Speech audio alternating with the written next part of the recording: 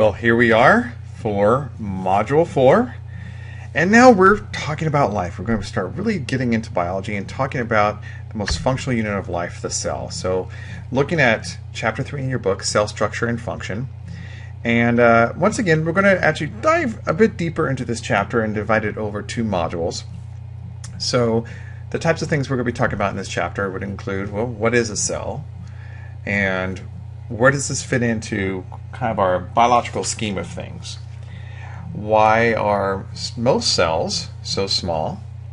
What's the difference between prokaryotic cells and eukaryotic cells? We're going to get a lot into these 2 terms because these are the 2 main categories of cells. What do they have in common and what are their differences? How are cells organized? How do things move across the plasma membrane, that outer membrane of the cell, which you've already learned quite a bit about. We talked about it last week when we talked about that phospholipid bilayer. And you'll remember that they had that bilayer where it had those phosphate heads facing out and the lipid tails facing in. So once again, the inside would be the hydrophobic and the outside, say outside the cell and inside the cell, so this would be extracellular.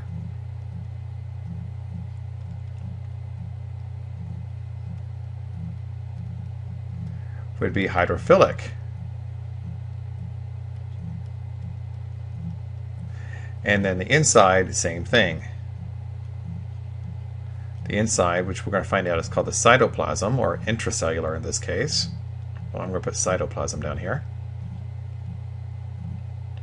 Is also hydrophilic.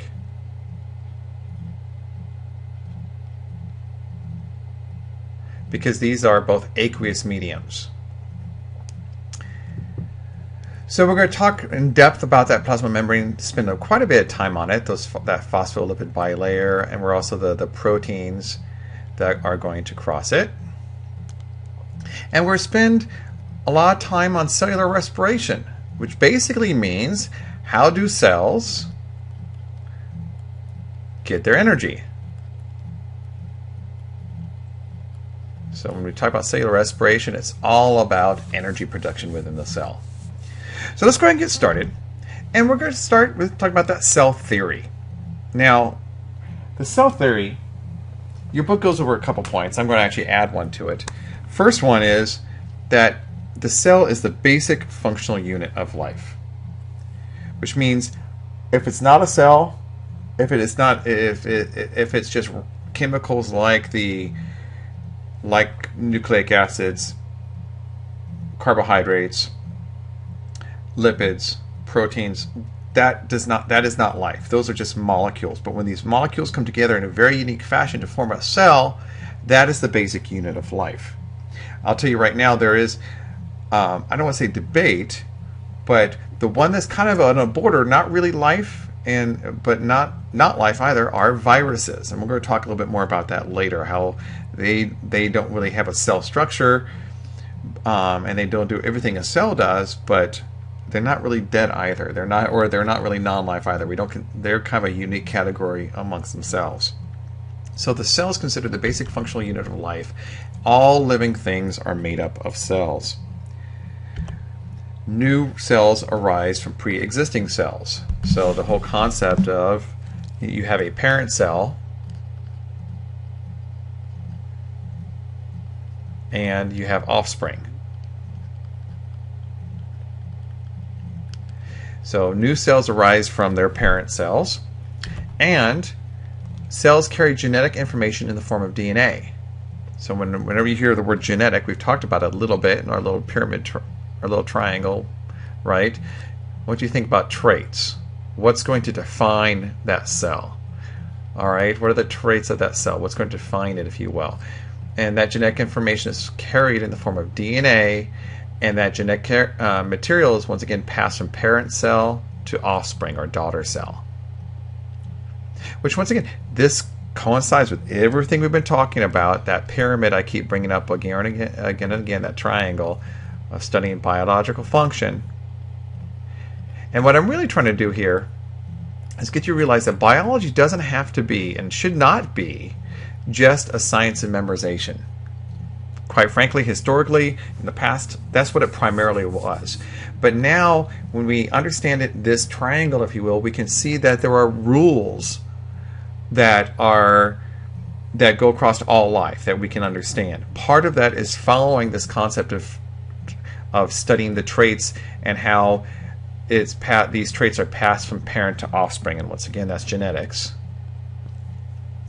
And once again, that's carried on genes, which are in the form of DNA. And then we also have that biochemistry. Well, that biochemistry is what we talked about last 2 weeks, right? The last 2 modules. We've already studied biochemistry. And we're studying really kind of overall biological function as it relates to the cell. And remember also biochemistry, we talked about those 4 big biological molecules. The one that I said was the most interesting are proteins. And like I said, DNA, which carries what's going to define us, our traits, all DNA really does is encode proteins. So we've started out by studying the chemistry. We've kind of hit the right side a bit. Now we're covering just kind of general biological function as it relates because of life is defined by these cells. Next, we're going to be studying in future modules genetics, and then this component here, the molecular biology. So right now, we're kind of overall biological function as it relates to the cell, because once again, the cell is the basic unit of life.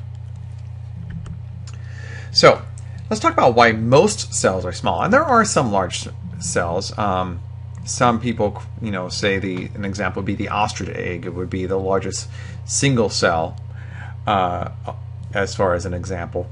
And they are rather large as far as volume. If you want to talk about full-on largest as far as length, actually, you have longer cells because you have certain neurons, nerve cells that travel from the spine.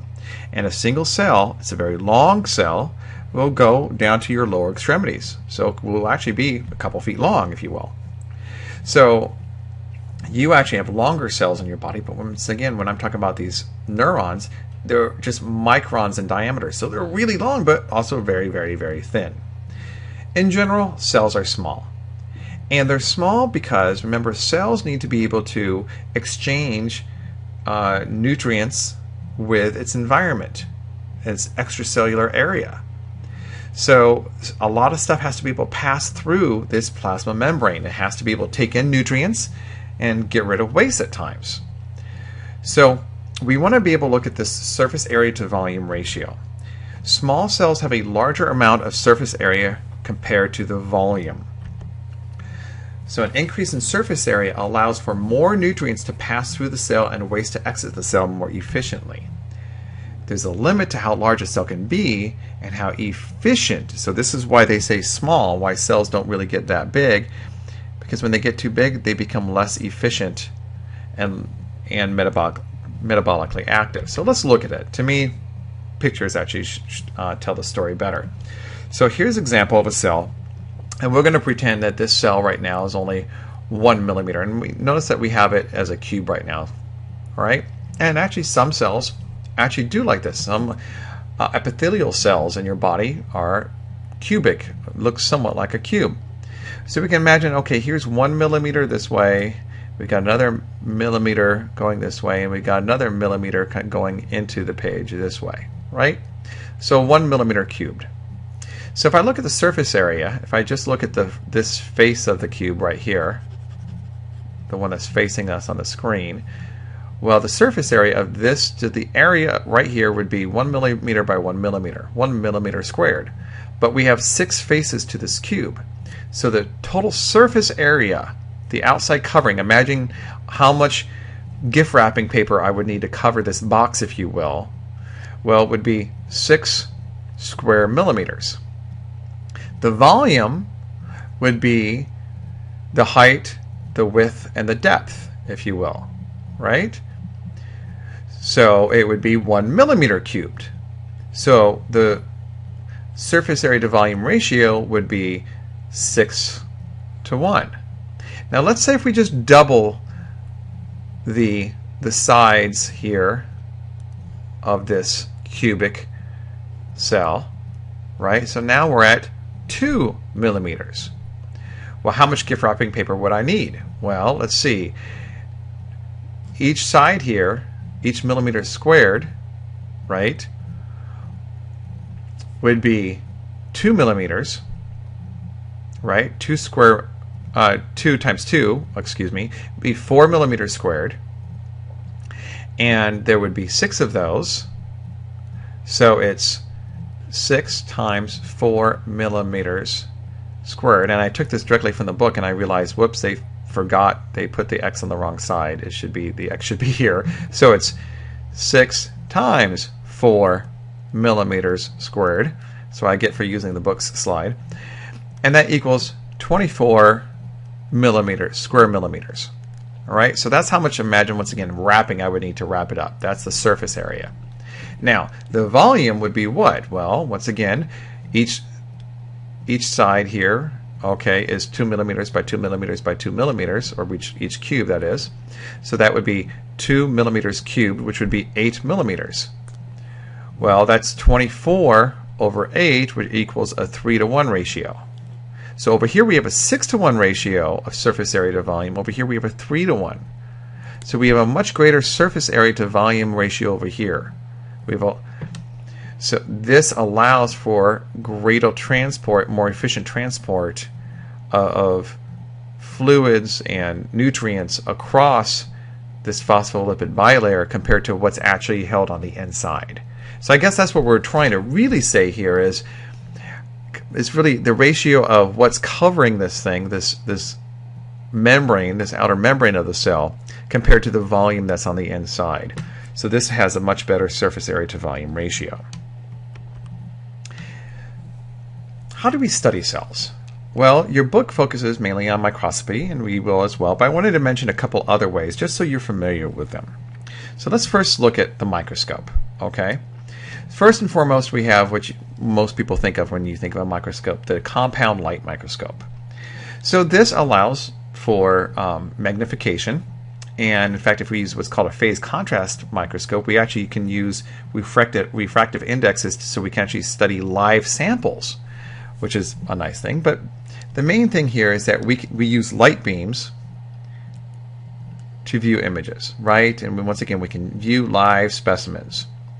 Overall, yes, it's obviously is greater magnification than we can see just with the naked eye, but it's much lower to the other ones, okay? The other ones being types of electron microscopes. Now, with electron microscopes, instead of using light beams, we actually use electrons, beams of electrons to view very small internal structures. Now, in order to do that, though, we have to have fixed structures, and we're actually going to cover them with a metal. So we cannot look at live specimens here. We can look at very small specimens, right? Because now we're using electrons instead of light beams, but they're fixed, all right, and coated with a metal, which means not live, they're dead. The transmission electron microscope is a 2D image, and the scanning electron microscope is more of a 3D image. It looks more like right out of the television. It looks three-dimensional. And you can use more for viewing surface structures because you kind of get the feeling of depth more here. But either way, once again, electron microscopes are incredibly powerful. We can see much deeper, much smaller parts of the cell, for example. But at that point, they are fixed. They are dead samples. Whereas the light microscope, depending on how you do it, you can actually use live specimens. What about autoradiography? Well, this uses radioactive molecules. We already looked at this. We already mentioned this actually way back when we first started talking about chemistry. I believe module 2, using radioactive molecules to trace and identify structures, right, and biological activity. So once again, just bringing back what we learned 2 weeks ago, cells are exposed to a radioactive compound for a brief measured time. Remember those isotopes? And then the cells are incubated then at fixed intervals and various intervals and immersed in a photographic emulsion. So basically, we are going to give it something that's a radioactive compound that we're going to trust that the cell is going to take up, some sort of, say, a nutrient, for example. And we're going to follow that nutrient and how it moves throughout the cell at various times. And that's how we use autoradiography when we're studying cells. What about a centrifuge? This is used to separate cells or mixtures of cells without actually destroying them. So what's going to happen here is, I'm sure you've probably seen these either in a lab or maybe just heck on TV and in movies. We spin them. We take a test tube full of whatever we're trying to study, be it cells, or we actually break apart cells so we can actually break up the cellular components. And the high speeds are going to actually allow it to separate and sediment at different levels based on their respective densities. So this is how we either separate various cells from each other, or maybe we've broken apart cells, so now we've opened up those cell membranes and we've burst it all open, and now we can actually separate the various elements within the cells themselves. So this is just a quick short lecture to get us started off with Module 4. In the next lecture, we're going to dive into the two primary cell types, prokaryotes and eukaryotes.